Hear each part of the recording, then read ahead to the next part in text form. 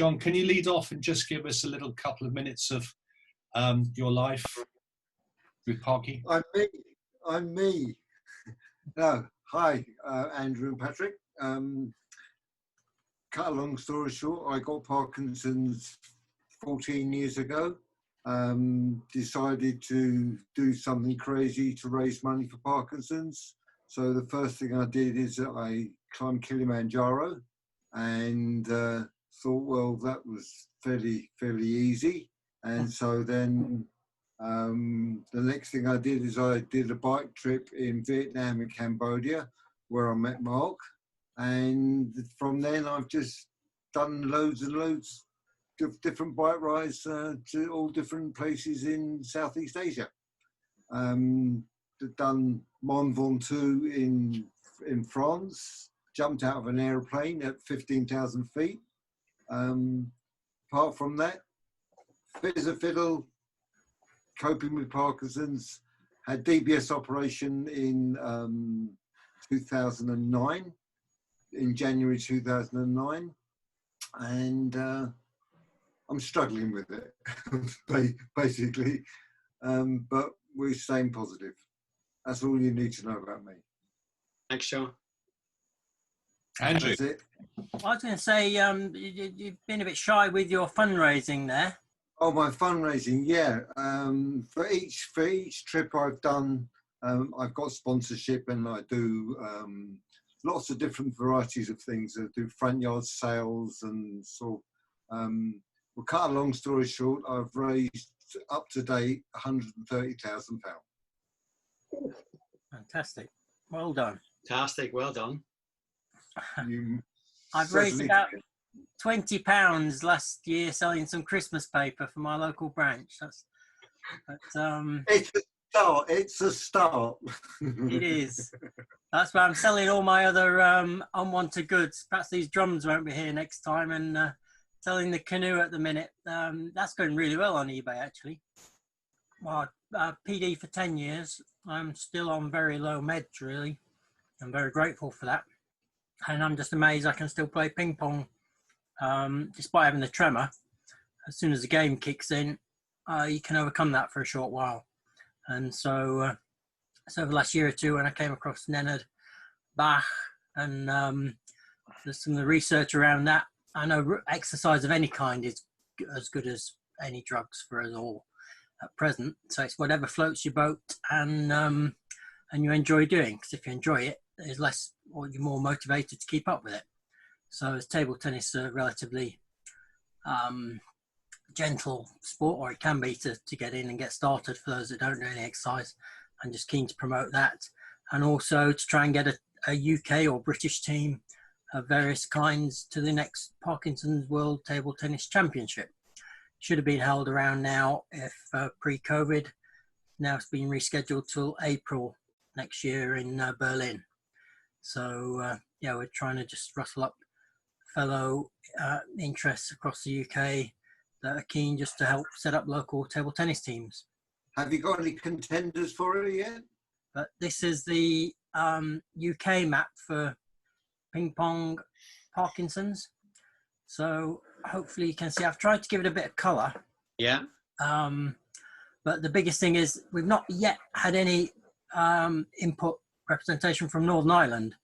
So I know your run it is your game, but any help you can give to spread the word about anyone that's interested in ping pong, because it'd be great if we can get a four nation squad going to that World Championships, because Scotland are going alone.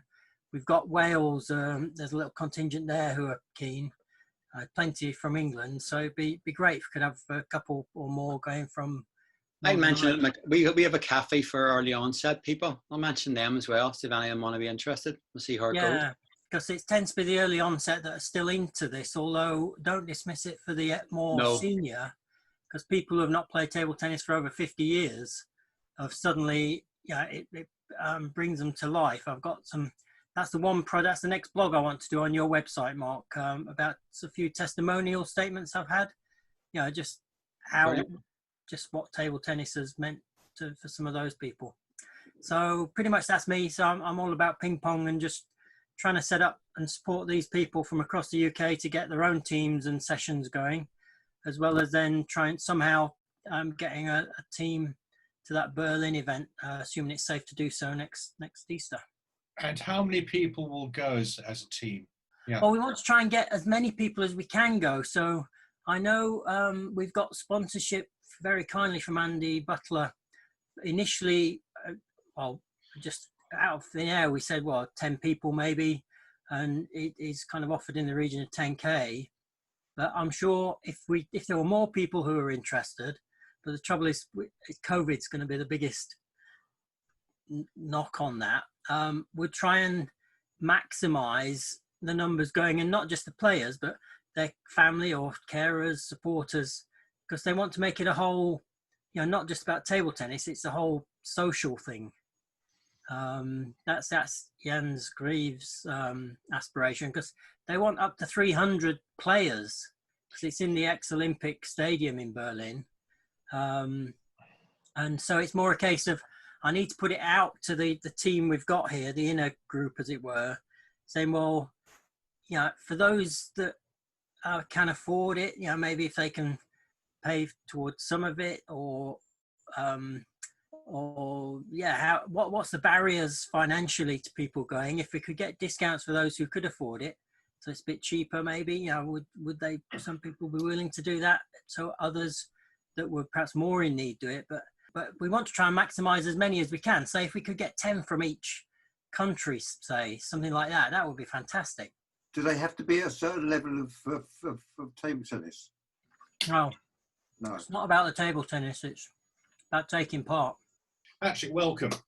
Tell us your story. You've got 35 seconds. I'm very proud. Like yourselves, turned 50, was diagnosed with PD. Didn't really know what it meant, and decided to say, well, the consultant said I could still run, so I just ran and kept running.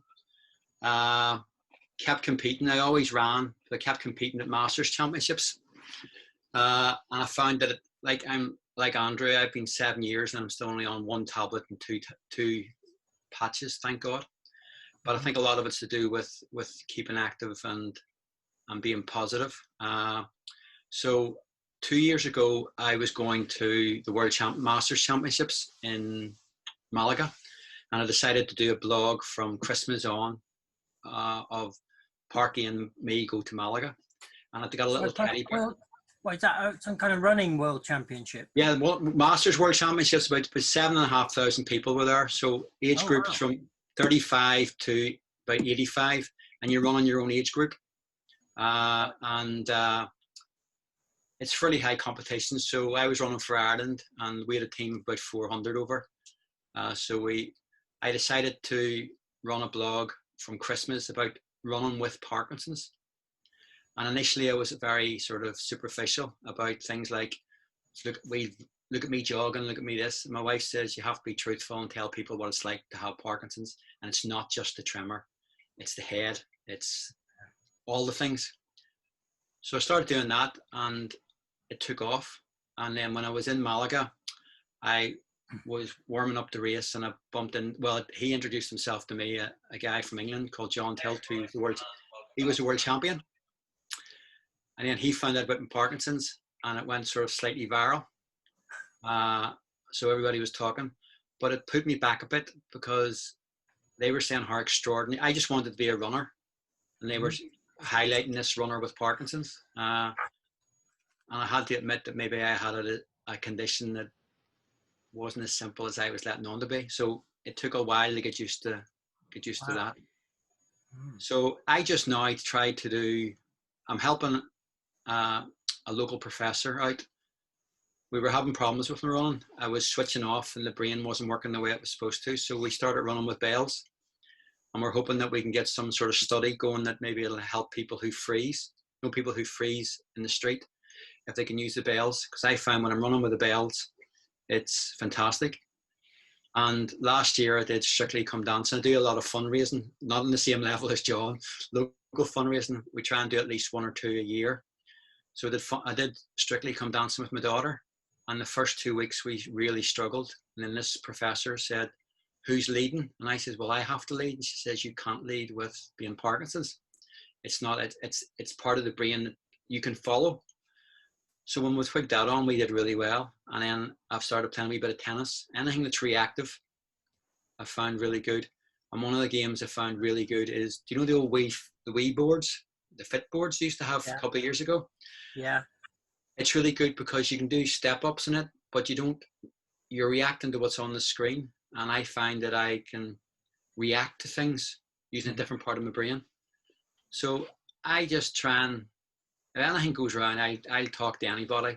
I run the wee cafe we run, and it's mainly there trying to make sure that people understand that everybody can't run like me, but there's certain things they can do. Find something you want to do. You don't have to be particularly good at it, but you want to be passionate about it. So we're trying to get that sort of mentality into Parkinson's. And Parkinson's UK in Northern Ireland have been very helpful. And I would do a lot of their publicity stuff, but it's I don't see it. I just see as Parkinson's as a bit of a pain at times that stops me doing what I want to do. You know what I mean? I think the thing that got people in the vlogs was I was probably a bit too honest about people don't realize it's the physical side is one thing. It's the mental side sometimes can be the weirdest thing. And especially with crowds, because my first thing with Parkinson's was I go into a crowd and then freak, just have to get out of it again. So I've really persevered over the past 2 or 3 years, and now I have coping mechanisms which work. So I don't see, I just did the things, and it sort of snowballed from there. I had a big talk with somebody because I didn't want to be seen as somebody who was doing something different. And somebody turned around and said to me, you can't stop people thinking you're inspirational, even if you don't. Because I didn't, like yous. I'm just doing something to make sure I stay one step ahead of Parkinson's. Yeah. I run, my main reason for running, and this is the truthful reason, is my daughter's 21 tomorrow, and I want to be able to walk her up the aisle. And to do that, I have to make sure my body is working. And that's my goal. My goal isn't to run the world. Like when I go in the World Championships, they don't give me any dispensation. I just want to run and do my best I can. But my ultimate goal is, God rest her, whenever she decides to, I will walk up that aisle with her and do it properly. Yeah. And that's the thing that drives me. Not the running's brilliant, and I am very competitive. And the big thing I'm doing now is I'm trying to get myself categorized for the Paralympics and be the first person with Parkinson's to run on athletics in the Paralympics, because I've looked at it and went, MS is the same as us. It's a degenerative disease. Why are we not getting tested? So I'm now waiting for 2 neurological physiotherapists to test me to see if I can get categorized. And then if that's the case, then I'm going to push for Ireland to see if I can get on the Irish team for the next Paralympics. Oh, brilliant. Absolutely brilliant. It's a hard out battle. It's hard to get into the game. Do you know, if there's any consolation, matey, I can get on my bike and I can cycle all day long and not worry about it whatsoever. But I can't walk 100 yards at the minute. Yeah. I can't walk 100 yards. My legs start dragging. I feel uncomfortable. My balance goes. I feel absolutely knackered walking 100 meters. But you can get on a bike and bloody cycle all day long. Yeah. So get on your bike and cycle all day long. But that's what I like about your videos. I've not seen any of yours, Patrick, but certainly John's that Mark has. It's those insights when, like I say, you can see you riding the bikes or whatever, but it's what else is going on. Yeah. Like I say, that people don't see, that honesty. And just another insight you gave there, Patrick, that reactive thing, that resonates just so much, isn't it? It's whatever you do. She explained it to me. It's if we have to instigate the movement, it's so much harder because it's the part of the brain that dopamine's affected by. Right. But if you're reacting with the ping pong, it's switching over to a different side. And if you can retrain your brain to use that side more often, then we don't. I'm like you. I have a tremor. That's all I have. I have a tremor. But I find one of the little the widgets, because when I worked, I was a presenter, And you know the little widgets the kids have? Yeah. If I spin one of them in my hand, it stops it trembling. So as long as you explain to people what you're doing, and it works out okay. So have you finished work now? Have you? Yeah, I decided I was offered voluntary redundancy just before the COVID, and I took it. And it's I'm sitting around looking, see what I want to do. I want to do wee odds and ends, but I'm really pushing to try and get on this Paralympic team, and it could be hard if I get categorized. I'm gonna have to train really hard. There's quite a few people now that are, with Parkinson's, trying to get that recognised through the Paralympics. I know, that's one thing that table tennis is trying to do, but there's a rower, a kind of USA rower that's, again, he happens to have got Parkinson's, but he's taking part for other reasons, but it's getting it recognised in its own right, isn't it? Yeah, because originally they said I wasn't able to, and until I said, well, there's a guy who plays soccer for the English team who has Parkinson's, and then all of a sudden they went, okay, right, we'll have to look and see. So it's now got that stage where they're not looking at me for Parkinson's, they're looking at me for ataxia, atonia, and something else. It's some sort of test they have to do. It's a standardized test. So hopefully, fingers crossed, it comes out okay. I'll put him for cycling. Yeah. And then we need to find a swimmer. Then we can do a triathlon. Yes. As long as the running part's only up to about 200 meters, that's all I sprint. Because that was the interesting thing. The reason I went to the professor was I used to do the 400 hurdles and the 400, and because of the Parkinson's, I actually physically can't do the 400 anymore. I get to 350 and literally my legs fall off. So you go from a run to a walk because there's a part of the brain called unconscious movement that I can't get to. So therefore, when I get too tired, it just switches off, and I ended up at times nearly falling over the line. So it was so frustrating. So I had to stop doing the 4s, but just changed a different event now. No, I don't do the hurdles anymore because I'm not fast enough over the shorter hurdles. But it was okay to do the longer hurdles. I did the longer hurdles until last year, and then I got to the final of the European Masters, and that was my goal, and that was it, finished. Okay. Over. And so the Masters, your category of age is what? So my category age is over 55, so I run between anybody in my age groups 55 to 59. It's becoming very, the Americans are making it quite professional. At the World Indoors last year, they were getting $1,000 for a win, $500 for a silver, and $250 for a bronze. Have you got any sponsorship? No, none at all. We had even problems getting into the press that you were competing because it's not a sexy disease, you know what I mean? No disrespect. Cancer and the kids' diseases are the big ones, you know what I mean? Trying to get any coverage at all is quite tricky. Yeah. But I never even thought of sponsorship because everything is self-funding in athletics. We get our gear from the Irish Federation, but if you want to go, you have to sort of generate your own funding. But Parkinson's UK were very good when I was diagnosed for my family. They were very good for my wife. My wife went on the internet, you know what I mean?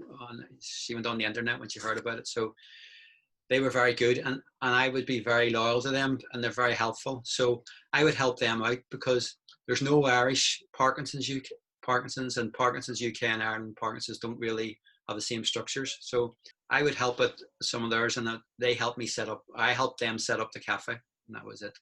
Okay. Whereabouts do you live? I live in Belfast. One of the things that John's got into in the last year or so, we started giving talks at care homes. Yeah. About what John does in the way of cycling, and it's not just cycling with Parkinson's, although that's where we end up in the conversation. Is to do with how you find other parts of the world and how you find yourself by taking yourself outside your comfort zone. But talking in care homes has led John into talking to nurses' colleges. Yeah. Because so few nurses, or the NHS doesn't teach nurses how to deal with Parkinson's. No. And John's had, I think it's now, is it 2 or 3 meetings, John? 2. And it's been cut short because we were due to do a third one in March in Kingston, just outside London. And it's getting a lot of profile, certainly within the NHS. And it's just something which, if you feel, guys, Andrew and Patrick, you want to think about how to heighten your profile and possibly get sponsorship, have a word, if you can, with some care homes or your local Parkinson's UK representatives, and see if you can start doing some stuff with some of the colleges, teaching colleges, because they'd love to see what you're doing. And doing it with a PowerPoint or something like that, it really makes it come alive. And they will really embrace the story of your journey. We can use that phrase. We started off in a care home, and we had one particular session where it was open to the public as well. And just this one lady came from the university, literally half a mile up the road, and she absolutely loved the talk. And so she wrote to Parkinson's UK, that got in contact with Julie, and then Julie contacted us and said they absolutely love you. So then we had to go to the university and talk in front of the first year students first, and there was maybe 60 or 70 students in the lecture hall, and I gave them a good run for their money. And then shortly afterwards, she said, look, can you come for our MA students?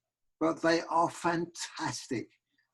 Talk about encouragement. It's something that if you like to talk to people, and you're not worried about what you say to them, and you're open about how you are, they will love it.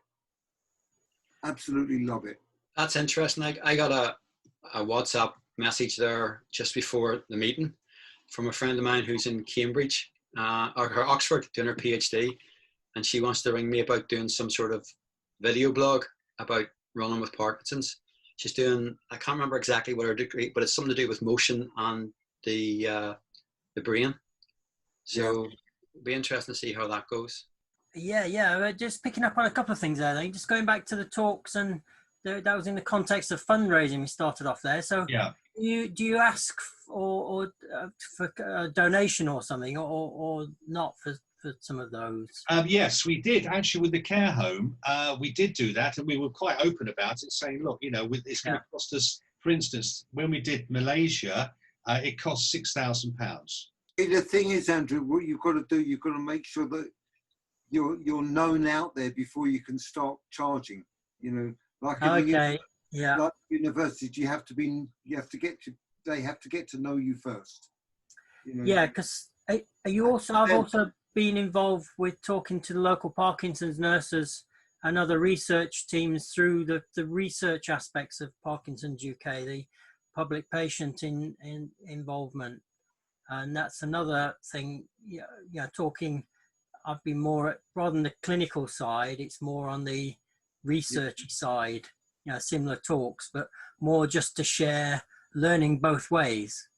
Well, put it this way, if COVID wasn't here this time, we would have looked at support groups as well. We would have charged support groups because they got lots of money. When we started giving talks, I think our first talk was in 2015, and that was just after John had come back from doing a cycle ride in Laos with another friend of ours who's got Parkinson's. And so we had quite a bit of material by then to be able to go and do these talks. And we know that if we were to continue to have done those talks, we would have got donations coming out. Okay. So both you guys are thinking, okay, Andrew, you're okay by the sounds of it to go to Berlin, but there's still other costs involved. Patrick, you're thinking of doing whatever your next step is going to be, a cost of flights, etc., blah, blah, blah. Yeah, I just have to fund that myself. And I never really thought of trying to go for sponsors, because I couldn't see anything spectacular or anything different about it. But you see, what I've been doing, I've just spent an hour or so looking at your YouTube channel, and gone through and kind of got to know your journey from 2 years ago. Yeah. Malaga through to, is it Poland? Poland, yes. And just seeing what you've done. And you've got enough material there to cut into something which you can show on a screen and at the same time talk about how you've learnt to continue to run with Parkinson's, even though it's a mind battle as much as it's a physical battle. So, you know, it's a very inspirational story. All your stories are inspirational because you've got to dig deep to be able to continue to do it. And it's a mind battle as much as a physical one. Yes. And you've got a teddy bear to sell as well, because the teddy bear gets all the women going. So, you know, it's everyone's got a little angle. It's lovely. See, all joking aside, see when I brought that teddy bear out, you've seen the photographs on the YouTube. All I had to do was to show it, and these girls appeared from nowhere. And I mean, stunning athletes were all standing with a teddy bear. I know. And they would take your photographs. The best chat-up line you ever had, Mark, was saying, could you hold my teddy bear and I'll tell you the story about it later on. It was perfect. Yeah. And a big American, he was 6'4", and he says, I don't hold teddy bear for anything. And I says, well, if you take my teddy bear and take a photograph, I'll explain why he's called Parky. And then afterwards, he got the rest of the American team to get their photograph taken.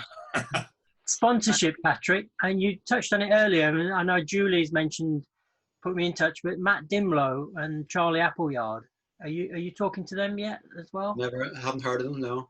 Well, he's the footballer. Matt Dimlow is the footballer. Oh, right. Yes. Parkinson's Paralympics. But they're setting up sports Parkinson's, hopefully under the Parkinson's UK banner, right, to try and corral all, to support all sports. So, ones that do raise income, hopefully things like table tennis might, they can kind of seed fund things to get started. And then as you get established and hopefully start to get income, that goes back into the pot for others to get started. Yeah. John's stuff is a challenge to himself rather than a competition. Yes. Right? So there's a bit of a difference there. Therefore, to be able to raise money through the way that you're raising money, Andrew, might be slightly different because you're working together as a team. Yeah. And Patrick may be part of a team, possibly. Yes. But John isn't, although we were trying to start doing team Parkinson cycle rides around southwest London just before COVID. So, we're trying to get people together just because a lot of people are in isolation and not being able to talk because they don't know how to talk, and we want them to get them together and become active through just rubbing noses in a sense, which is what table tennis does so successfully. So there's different ways to be able to do these things. It was interesting because with the table tennis, I got in contact with a world champion, proper world champion, 1500 meter runner from Ireland, who's diagnosed with Parkinson's, and he lives in America. And he was saying one of the things he does is he can't run, but he can play table tennis. Mm-hmm. Oh, excellent. Whereabouts is he in America? I think it's in Arizona. So it is. A guy called Frank O'Mara. So I was just trying to get, but he seemed to be, because he can't, his motor skills are quite badly affected. So they are. I think he won the World Indoor Championships twice. I'd like to get some of your stuff, Patrick, up on the Gone Active website and YouTube channel, if I may.